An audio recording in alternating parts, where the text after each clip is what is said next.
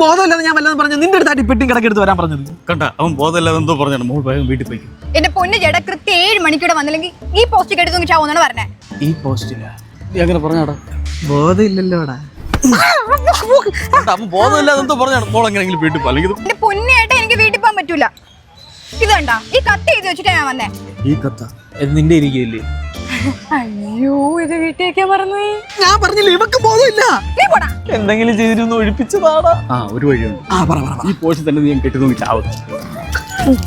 എനിക്ക് വിശക്കണ്. മമ്മുന്റെ വീട്ടിൽ പോ. എന്റെ വീട്ടിൽ എനിക്ക് മാത്രമേ ചോറുള്ളൂ. നിനക്ക് വേണമെങ്കിൽ നീ നിന്റെ വീട്ടിൽ പോയി. ഞാൻ പൂലെന്ന് പറഞ്ഞാ പൂല. ഒരു ഐഡിയ ഉണ്ട്. പറ. വർക്കാവൂ നോക്കാം.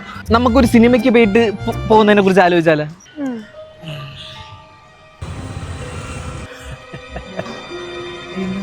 കളങ്കാവൽ എങ്ങനെയുണ്ട്? ഇഷ്ടപ്പെട്ട? കുഴപ്പമില്ല. അല്ല അവൻ ഇവിടെ പോയി. അവൻ വരും. ഇവിടെ അടുത്തേ എന്റെ അണ്ണന്റെ ഒരു ലോഡുണ്ട്.